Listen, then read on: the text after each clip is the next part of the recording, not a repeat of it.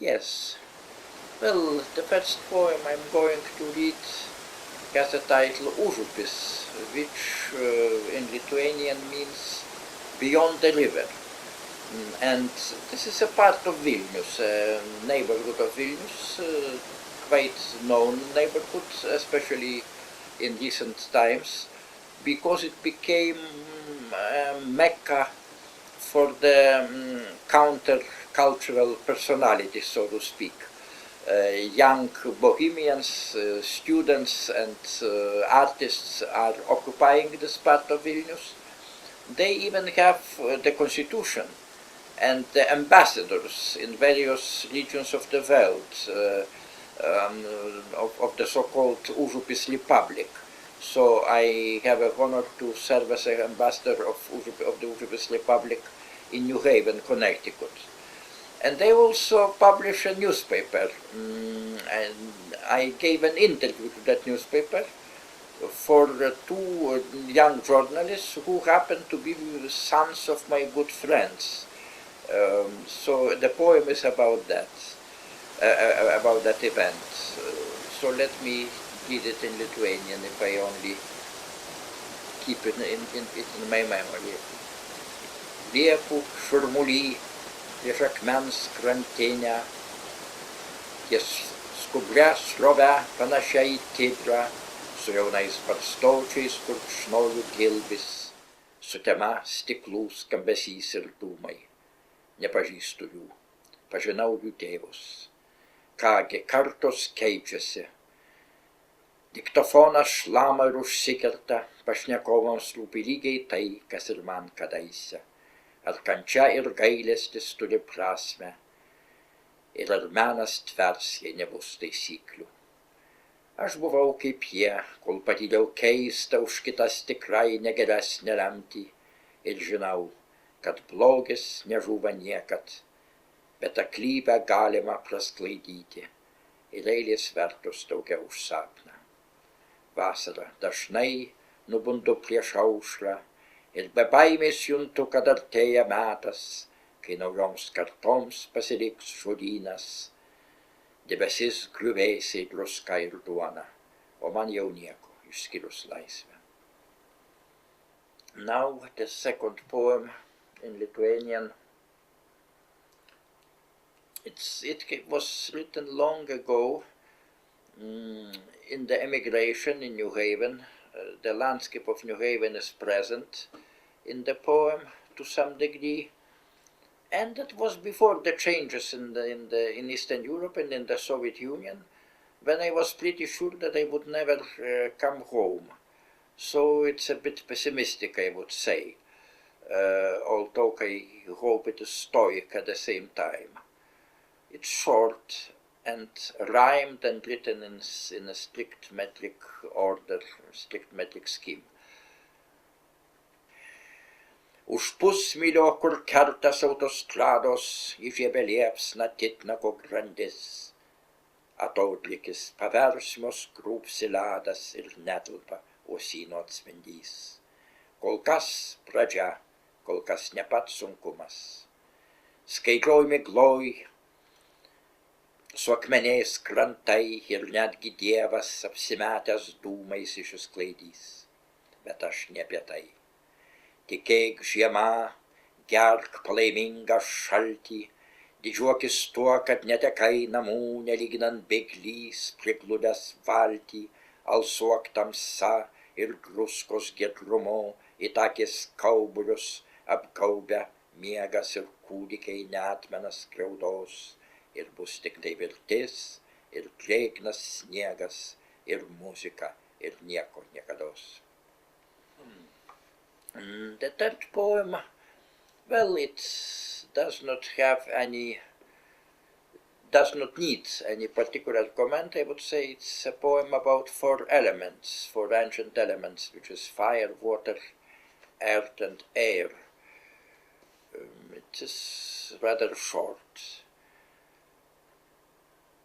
Ugnyje, ugnyje, ugnyje, ugnyje, ugnyje, kur erdvė pasitraukia į šalį ir lenkiasi laikui, mano siela užbrauk, sunaikink ne mane, manyje, kad išaukštintas niekas, patyręs nežemišką taiką, būtų žiežirba krislas brūkšnys ir spragauknyje vandenį, vandenį, vandenį, vandenį, vandenį.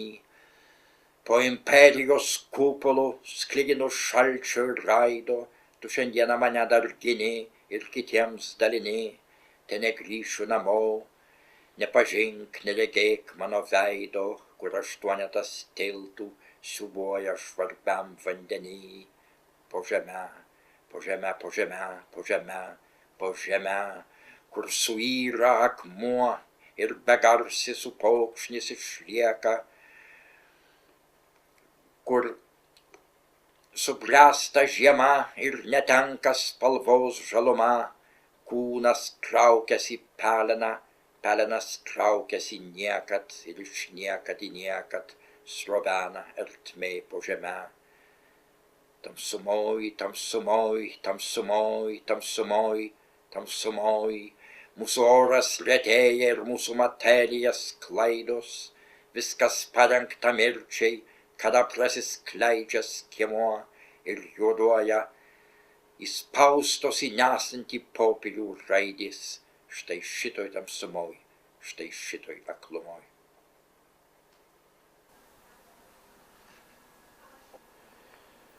It's a poem with the title In a New England Harbor, which is New Haven. New Haven, the city I live now and work. It's written in vers libre, so which is not very typical of me. I quite often write in traditional meters. In Lithuanian it is Naujosios Anglijos uoste. Ne jūra, o tvankios miglos, betono luitai, gelžgaliai, tarp kurių patamsėjęs karminas retkarčiais trykšta į orą.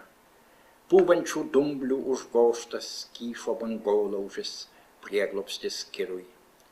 Stebėtojas smėlio ir sąsiauros sandūroj laukia, kol raudonis užges šiapus stiebų suirutės ir bus jau laikas namo.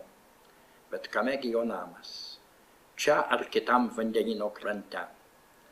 Kalnuos, kur lavinos nuogai nusvidino šlaitą. Po užmiesčio keiniais, kur tuluoja įgriuvę rūsiai. Nejaunėjančiam kūne, kuris atsisako paklusti. Galbūt abejoniai, kad gyvenai. Tikrume, kad išnyksi. Rūdžių apnuodytoj terpėj ar žvilgsnį, kuris net joje pagauna simetriją, sandorą, saiką.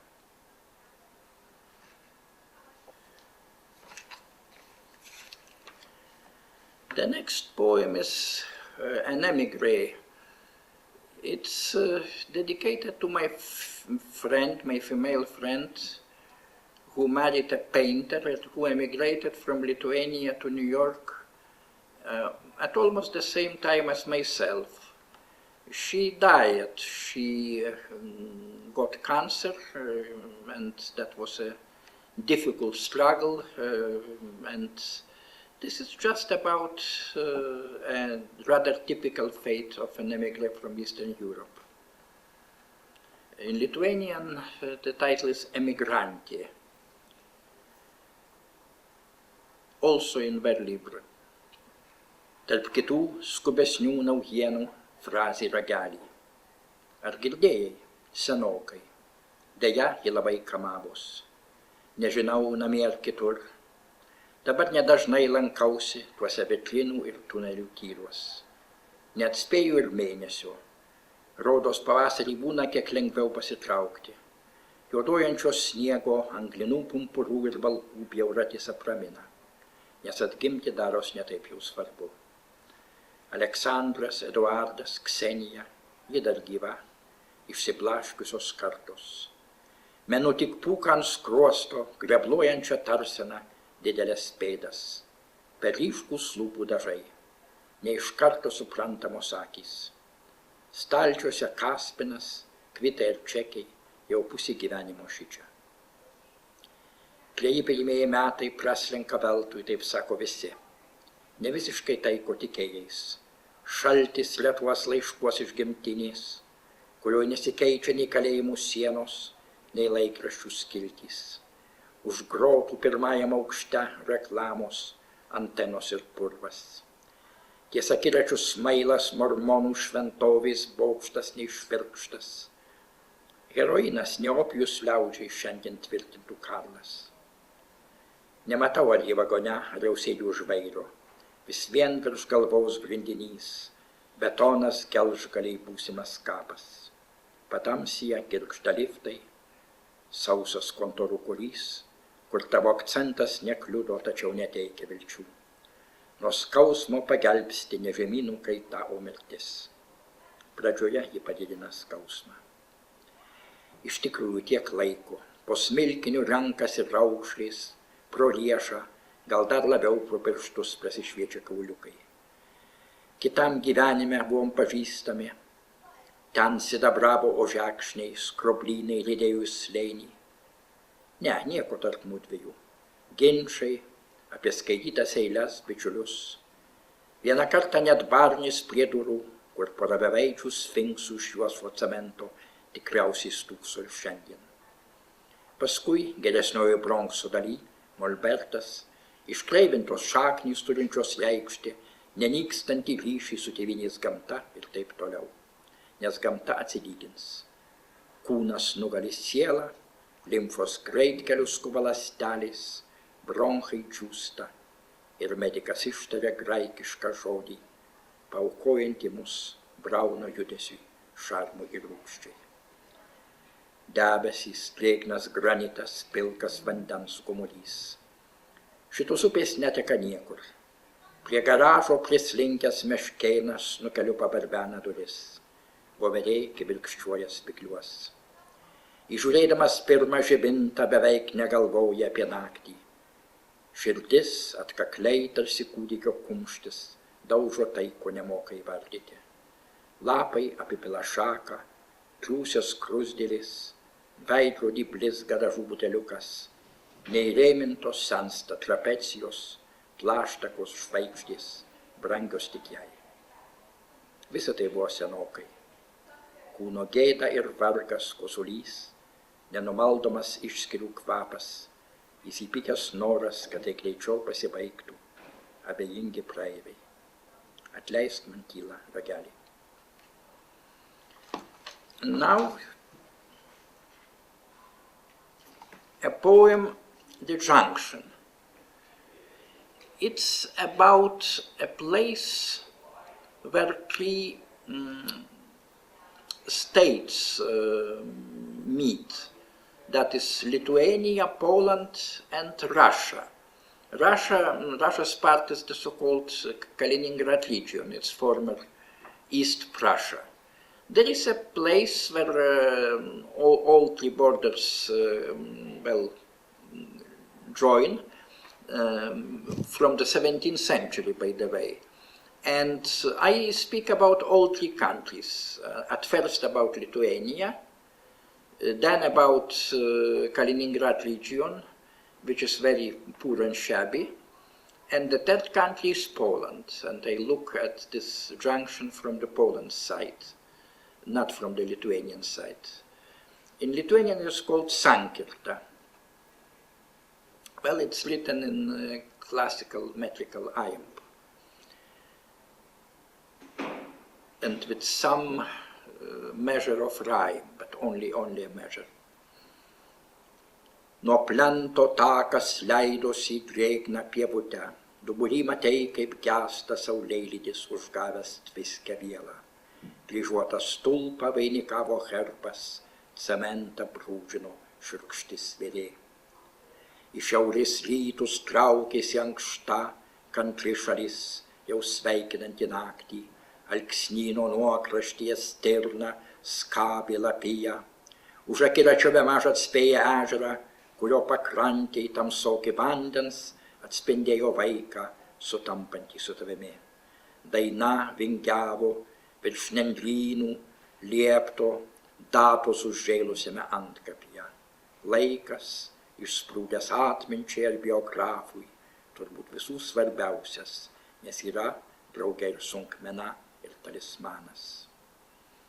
Į kairę atvyrojo laukinis miškas, jame švytėjo proskina plyšys, atvėręs pelkę ar tiesiog purvynus, kur spėtis neįžiūrimos būtybės, gauruotos šypsančios, prasimanytos bepročio grafiko. Labai toli juodavo lankos įdėkliuvę tiltai. Žvarbus kanalas siekė marių ribą, nerasdamas nei miesto, nei laivyno. Žinojai, kūdikiai tenai užgimsta, tam, kad pavartėse dalytus švirkštais, pagieža sperma nuorūkoms skatikais. Už nugaros balkšvės sodybos dūmai ir ramsi šunys sergėdami ūkį, nuo neprašyto svečio jau vėlu, tarp įdubų ir piliakalnių sukas beveik nepravažiuojamos keliūtės ir netinkuotas mūras dengia ugnį. Na kągi, jei likimas lėmė, būk šiame krašte, prie pat gimtinės durų, kur čiautrilypiai sankirtoj, kur stūkso stulpai, išlikę iš kitų laikų, kadaise mirtinė ir atšiauriu lanku dykynę kerta viedukas. Paliesk vėstančią vaikystės žolę, esi namie, trilypė jūra ošia nakties kriaukliai, tau buvo dovanota neki era, sargybinis, kurio nebėr, ir balso išsiilgęs oras.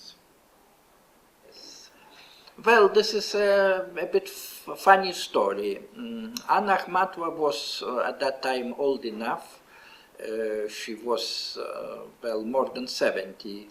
And lots of young poets were visiting her. She was polite enough and tried to find some good words for everyone, although there were lots of graphomaniacs visiting her.